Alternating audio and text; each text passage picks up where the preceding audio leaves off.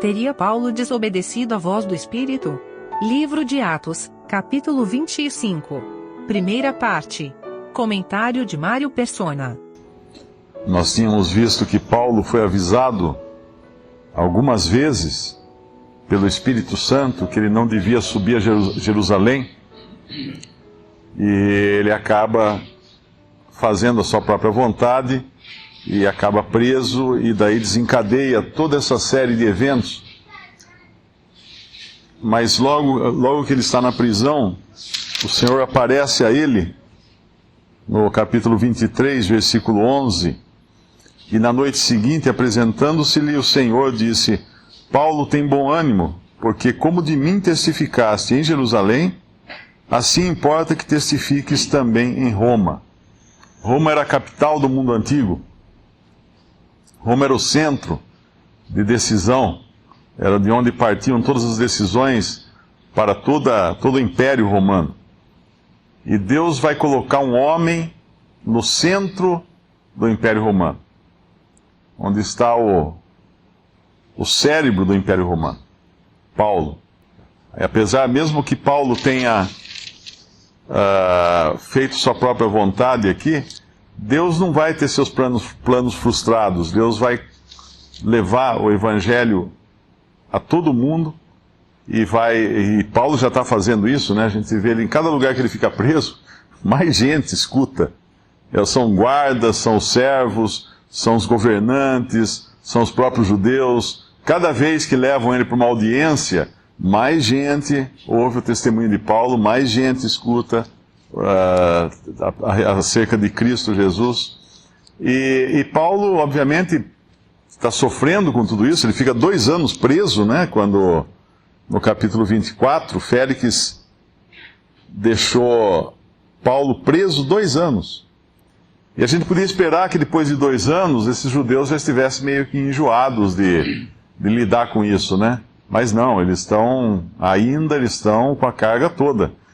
E eles até preparam ciladas para quando Paulo fosse removido, fosse transportado, pudessem matar Paulo no caminho. O ódio contra Deus e as coisas de Deus, ele não termina aqui nesse mundo. Ele sempre vai ter. Esses judeus são aqueles mesmos que Paulo fazia parte deles, né? E de quem o Senhor falou assim: Saulo, Saulo, por que me persegues? Porque Saulo perseguia a Cristo. Ao perseguir os cristãos, ele perseguia a Cristo. Ele talvez nem soubesse de onde vinha aquele ódio tão intenso contra os cristãos. E o Senhor mesmo falou que se perseguiram a ele, perseguiriam também os que eram dele.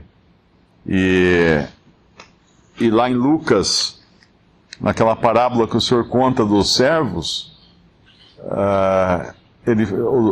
os servos maus, né?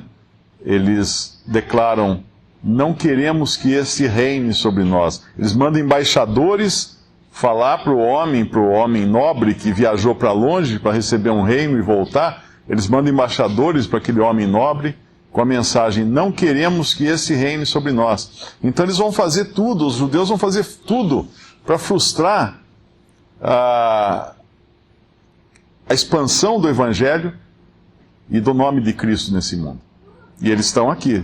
2 anos depois, ninguém se esqueceu disso. Eles vão continuar perseguindo Paulo. E é interessante nós pensarmos que Paulo, por sua vez, né, ele sabe disso. Ele não está ali surpreso, fala assim: por que me odeiam tanto, né? Ele sabe. Ele sabe que o Senhor tinha falado para ele: importa que de mim testifiques em Jerusalém, como testificar em Jerusalém, importa que testifiques também em Roma, em Atos 23, 11. E ele sabia que pelo caminho ele sofreria muitas perseguições, muitas tribulações. Ele sabia. Então por que ele não desistia? Porque não tinha outra opção para ele, como instrumento de Deus. Quando Deus levanta um instrumento, não existe outra opção. Deus levanta o instrumento, Deus dá condições para aquele instrumento, e aquele instrumento vai então fazer a vontade de Deus. E Deus vai ser glorificado no final, como foi na vida de Paulo. Podemos até ler um pedacinho, aquela passagem lá em Lucas, capítulo 19, que fala dessa parábola. Lucas 19, versículo 12. Disse, pois, certo homem nobre partiu para uma terra remota a fim de tomar para si um reino e voltar depois. E chamando 10 servos seus, deu-lhes 10 minas. E disse-lhes, negociai até que eu venha. Mas os seus concidadãos aborreciam-no e mandaram após ele embaixadores, dizendo, não queremos que este reine sobre nós. E aconteceu que, voltando ele, depois de ter tomado o reino, disse que lhes chamasse aqueles servos, a quem tinha dado o dinheiro, para saber o que cada um tinha ganhado negociando. E veio o primeiro dizendo, Senhor, a tua mina rendeu 10 minas. E ele disse, bem está, servo bom, porque no mínimo foste fiel, sobre 10 cidades terás autoridade. E veio o primeiro dizendo, e veio o segundo, versículo 18, dizendo, Senhor, a tua mina rendeu 5 minas. E a este disse também, sê tu também sobre 5 cidades. E veio outro dizendo, Senhor, aqui está a tua mina, que guardei num lenço, porque tive medo de ti, que és homem rigoroso, que tomas o que não puseste, e cegas o que não semeaste. Porém ele lhe disse, mau servo, pela tua boca te julgarei. Sabias que eu sou homem rigoroso, que tomo o que não pus, e cego o que não semeei? Por que não meteste, pois, o meu dinheiro no banco, para que eu, vindo, o exigisse com juros? E disse aos que estavam com ele, tirai-lhe a mina, e dai-a ao que tem 10 minas. E disseram-lhe eles, Senhor, ele tem 10 minas. Pois eu vos digo que a qualquer que tiver, se lhe há dado, mas o que não tiver, até o que tem lhe será tirado. E quanto àqueles meus inimigos, que não quiseram que eu reinasse sobre eles, trazei-os aqui e matai-os diante de mim. Isso aqui é a história do Senhor nesse mundo. E esses inimigos são os que perseguem Paulo agora. E Paulo é um servo que recebeu do Senhor uma incumbência, né? E o Senhor o capacitou para isso, inclusive para passar por todos esses apuros, e ele vai então multiplicar essa mina que ele recebeu do Senhor. Ele está sendo, no final da sua vida, ele diria lá eu não sei se é 2 Timóteo, estou sendo oferecido como sacrifício, ou é em Filipenses, eu não me lembro agora. Estou já sendo oferecido como sacrifício, podemos ler até. 2 Timóteo 4, versículo 6. Porque eu já estou sendo oferecido por aspersão de sacrifício. E o tempo da minha partida está próximo. Combati o bom combate, acabei a carreira, guardei a fé. Desde agora a coroa da justiça me está guardada, a qual o Senhor, justo juiz, me dará naquele dia, não somente a mim, mas também a todos os que amarem a sua vinda. Essa era a meta de Paulo. Ele sabia, em 2 Timóteo, ele sabia que ele ia ser morto. Aqui, ele ainda tem coisa para fazer. Ele ainda tem que testemunhar. Ele ainda tem que falar para reis, príncipes, e servos, e escravos, e soldados, falar de Cristo a eles. E cada cristão também tem a sua missão, vamos chamar assim, né? Por quê? Porque nós também somos dados como sacrifício. Lá Paulo estava se referindo à sua morte, né? Mas aqui ele tá vivendo em sacrifício de vida, né? É Romanos capítulo 12, versículo 1. Rogo-vos, pois, irmãos, pela compaixão de Deus, que apresenteis os vossos corpos em sacrifício vivo, santo e agradável a Deus, que é o vosso culto racional. Apresenteis os vossos corpos em sacrifício.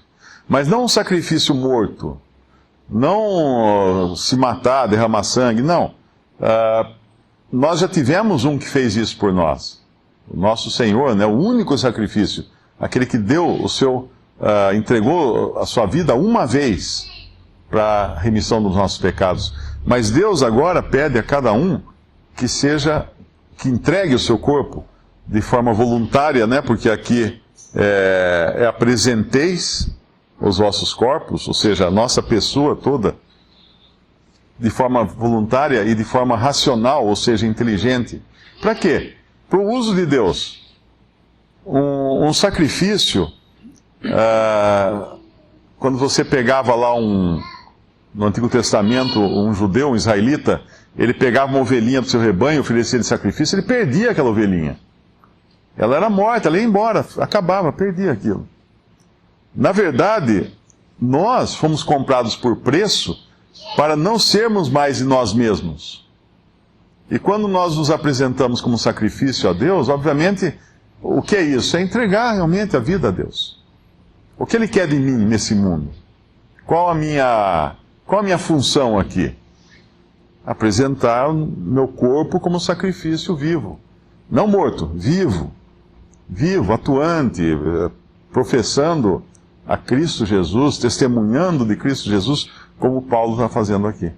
Até chegar o dia em que, obviamente, termina o nosso tempo de sacrifício vivo aqui, para o Senhor vir nos levar daí, ou no arrebatamento ou pela morte. Mas a função do crente aqui é essa, né? Nós vamos encontrar isso em todo o Novo Testamento. Aos olhos dos homens, isso é uma bobagem. Se nós pegarmos os 12 apóstolos, 13 com Paulo, desses 13, 12 morreram supliciados, 12 foram mortos, ou por espada, ou por fogo, ou por crucificação. Um morreu só de velhice, né? Segundo conta a tradição, que foi João. Mas todos eles perderam suas vidas. E alguém poderia falar assim, que loucura, então, por que seguir essa religião aqui, né? Os primeiros dela, os primeiros que propagaram, tiveram esse fim, que perda eles tiveram, né?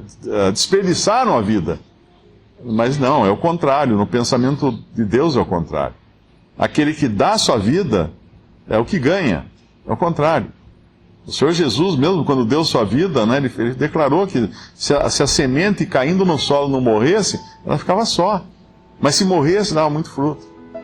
E assim é também com o cristão.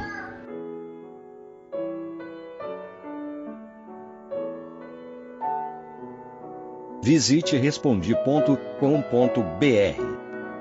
Visite também 3minutos.net.